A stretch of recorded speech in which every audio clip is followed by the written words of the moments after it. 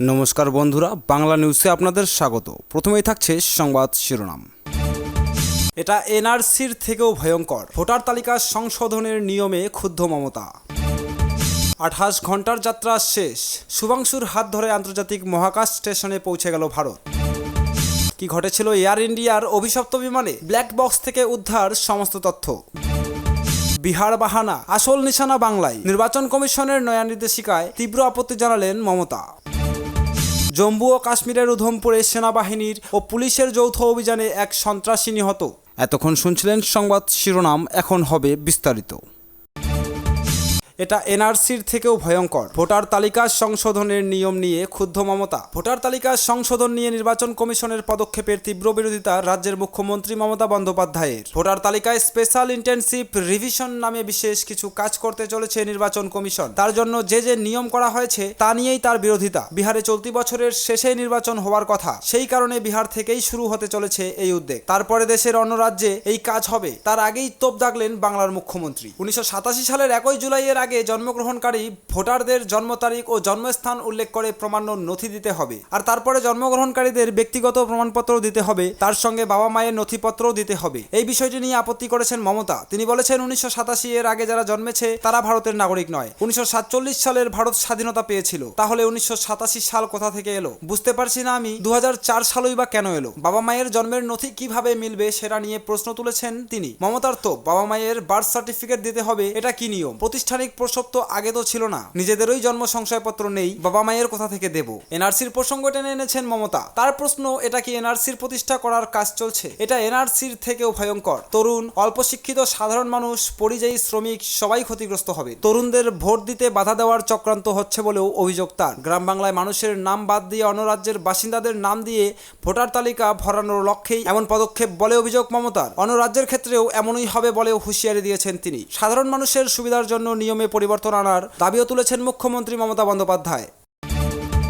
28 ঘন্টার যাত্রা শেষ, শুভাংশুর হাত ধরে আন্তর্জাতিক মহাকাশ স্টেশনে পৌঁছে গেল ভারত। 28 ঘন্টার যাত্রা শেষ, আন্তর্জাতিক মহাকাশ স্টেশনে পৌঁছে গেলেন ভারতীয় বায়ুসেনার গ্রুপ ক্যাপ্টেন শুভাংশু শুল্কা। সোশ্যাল মিডিয়ায় আন্তর্জাতিক মহাকাশ স্টেশনের পক্ষ থেকে জানানো হয়েছে, ভারতীয় সময় বৃহস্পতিবার বিকেল 4:01 মহাকাশ স্টেশনে সফলভাবে ডাক করে স্পেস এক্সের ড্রাগন ক্যাপসুল। সেই সময়ে আইএসএস প্রশান্ত মহাসাগরের উপর দিয়ে উঠছিল বলে জানা গিয়েছে। এই প্রতিবেদন লেখা পর্যন্ত আন্তর্জাতিক মহাকাশ স্টেশনে প্রবেশ করতে পারেনি শুভাংশুরা। আন্তর্জাতিক মহাকাশ স্টেশনে ইতিমধ্যে রয়েছেন নাসার এক্সপেডিশন 73 অভিযানের 4 মহাকাশচারী। তারা ভেস্টিবিউল কোনো লিকেজ আছে কিনা এবং এর চাপ স্থিতিশীল কিনা তা পরীক্ষা করছেন। এই পরীক্ষা নিরীক্ষা শেষ হলেই ভিতরে প্রবেশ করবেন। অ্যাক্সিওম 4 এর মহাকাশচারীরা তাদের আন্তর্জাতিক মহাকাশ স্টেশনের অভ্যর্থনা জানাবেন। এক্সপেডিশন 73 অভিযানের 4 ক্রু সদস্য অ্যান মাইক্লেইন, নিকোল আয়ার্স, সিরিল পেসকভ এবং জনি কিম 1984 সালে সোভিয়েত রাশিয়ার সোয়ুজ T-11 মহাকাশযানে চড়ে প্রথম ভারতীয় হিসেবে মহাকাশে পাড়ি দিয়েছিলেন ভারতীয় বায়ুসেনার উইং কমান্ডার রাকেশ শর্মা। তারপরে 41 বছরের অপেক্ষা, ফের মহাকাশে পাড়ি দিলেন আরও এক ভারতীয়। আর শুধু মহাকাশে ভারতীয়ের প্রত্যাবনই নয়, শুভাংশুর হাত ধরে এই প্রথম আন্তর্জাতিক স্পেস স্টেশনে পৌঁছলো ভারত। বুধবার দুপুর 12:01 ফ্লোরিডায় নাসার কেনেডি স্পেস সেন্টার থেকে রওনা দিয়েছিলেন শুভাংশু ও আরও 3 নাভোচর। এর 8 মিনিটের মাথায় পৃথিবীর এক নিম্ন কক্ষপথে ড্রাগন ক্যাপসুলকে ছেড়ে এসেছিল স্পেস এক্সের ফ্যালকন রকেট লঞ্চার। এরপরে 28 ঘন্টা ধরে ধীরে ধীরে কক্ষপথে ও গতি পরিবর্তন করে করে মহাকাশ স্টেশনের কক্ষপথে পৌঁছেছিল ড্রাগন ক্যাপসুল। পৃথিবী থেকে 418 কিলোমিটার উচ্চতার ওই কক্ষপথে প্রতি ঘন্টায় 1700 কিলোমিটারের বেশি গতিতে উড়তে উড়তে মাইক্রোগ্র্যাভিটির সঙ্গে খাপ খাইয়ে নেন মহাকাশচারীরা। এরপরে এদিন বিকেলে আইএসএস হারমোনি মিডিউলে একটি ডক করে মহাকাশযানটি। প্রাথমিকভাবে জানা গিয়েছে ডকিং প্রক্রিয়া ছিল একেবারে ত্রুটিহীন। মিশন পাইলট শুভাংশু শুক্লা ছাড়া এই অভিযানে অংশ নিয়েছেন আমেরিকার পেগি হুইটসন। এছাড়া বিশেষজ্ঞ হিসেবে আছেন পোল্যান্ডের সাও উজান্নাস্কি এবং হাঙ্গেরির টিবোর কাপু। প্রসঙ্গত, উজান্নাস্কি এবং কাপুর হাত ধরে এই প্রথম আন্তর্জাতিক মহাকাশ স্টেশনে পৌঁছালো পোল্যান্ড এবং হাঙ্গেরিও। কি ঘটেছিল এয়ার ইন্ডিয়ার অভিশপ্ত বিমানে? ব্ল্যাক বাক্স থেকে উদ্ধার সমস্ত তথ্য। কি কারণে উড়ানের কয়েক সেকেন্ডের মধ্যেই আহমেদাবাদে ভেঙে পড়েছিল এয়ার ইন্ডিয়ার বিশ্বস্ত বাহন? 12 জুন ভয়াবহ দুর্ঘটনার পর থেকে এই প্রশ্নই উঠেছে বারে বারে। এ নিয়ে নানা মুনি নানা মত জানিয়েছেন। এবার এই দুর্ঘটনার তদন্তে বড় ব্রেক থ্রু পেতে পারেন তদন্তকারীরা। সরকারের তরফে জানানো হয়েছে, ফ্লাইট AI 171 এর 2টি ব্ল্যাক বাক্সের তথ্য সফলভাবে ডাউনলোড করা গিয়েছে। দুর্ঘটনার 2-3 দিনের মধ্যেই বিমানে থাকা 2টি ব্ল্যাক বাক্সই উদ্ধার করা হয়েছিল। একটি বক্সে থাকে সিবিআর, যা থেকে ককপিটের কথোপকথন রেকর্ড হয়, আর অন্য বাক্সটিতে থাকে এফডিআর, যেখানে রেকর্ড হয় বিমানের উচ্চতা, গতি, ফ্লাইট কন্ট্রোল, ইঞ্জিন ইত্যাদি সংক্রান্ত তথ্য।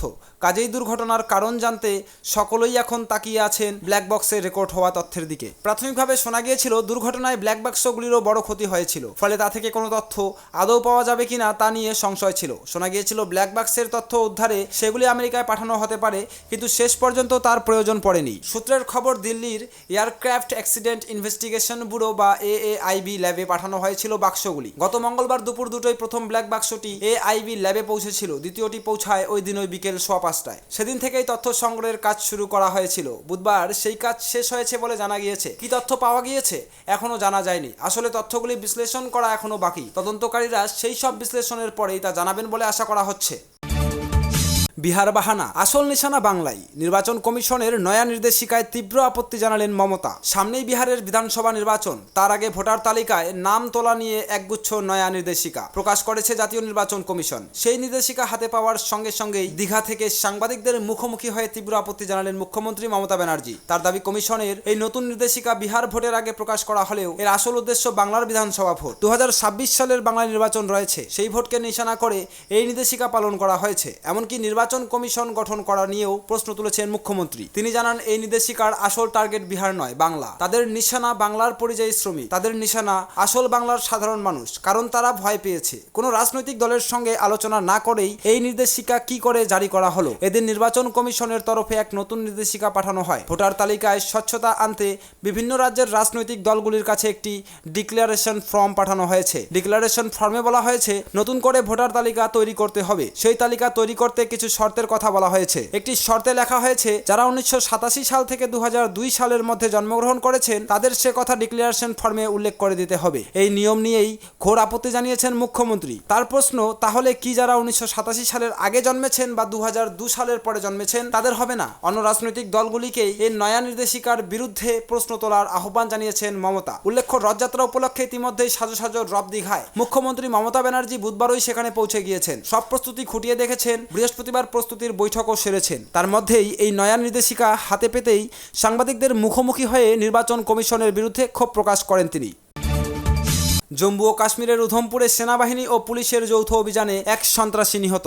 সম্প্রতি ভারতীয় সেনাবাহিনী এবং জম্মু ও কাশ্মীরের পুলিশ যৌথ অভিযানে এক সন্ত্রাসীকে হত্যা করেছে। কেন্দ্রশাসিত অঞ্চলে উধমপুর জেলার বসন্তগড়ে এক সংঘর্ষে হত্যা হয়। অপারেশন বিহালি নামে পরিচিত সেনাবাহিনীর হোয়াইট নাইট কর্পস জানিয়েছে যে সন্ত্রাসীকে নিরপেক্ষ করা হয়েছে। অভিযান এখনো চলছে। সর্বভারতীয় সংবাদ মাধ্যম সূত্রে জানা গিয়েছে, নিরাপত্তা বাহিনী কর্তৃক প্রাপ্ত সুনির্দিষ্ট গোয়েন্দা তথ্যের ভিত্তিতে অভিযান শুরু হওয়ার কথা ছিল। সকালে অভিযান শুরু করা হয়। অমরনাথ যাত্রার আগে জম্মু ও কাশ্মীরের নিরাপত্তা বাড়ানো হয়। কেন্দ্রীয় পুলিশ বাহিনীর 180 কোম্পানি মোতায়েন করা হয়েছে। 38 দিনব্যাপী যাত্রা 3 জুলাই দুটি রুট থেকে শুরু হওয়ার কথা রয়েছে। অনন্তনাগ জেলার ঐতিহ্যবাহী 48 কিলোমিটার দীর্ঘ পেহেলগাম রুট এবং গন্দেরবাল জেলার 14 কিলোমিটার ছোট্ট কিন্তু খাড়া বালতাল রুট। দক্ষিণ কাশ্মীরের হিমালয়ে অবস্থিত 3880 মিটার উঁচু পবিত্র গুহা মন্দির অমরনাথের উদ্দেশ্যে এই যাত্রা 22 মে জম্মু ও কাশ্মীরের কিশোর তোয়ারে সন্ত্রাসীদের সঙ্গে সংঘর্ষের একজন সেনা নিহত হন। ওই একই এলাকায় 4 জন সন্ত্রাসী আটকা পড়েছিল। দক্ষিণ কাশ্মীরে একটি অভিযানে 6 জন সন্ত্রাসীকে নির্মূল করার এক সপ্তাহ পর এই সংঘর্ষের ঘটনা ঘটে। 22 এপ্রিল পুলওয়ামার সন্ত্রাসী হামলায় 26 জন নিহত হওয়ার পর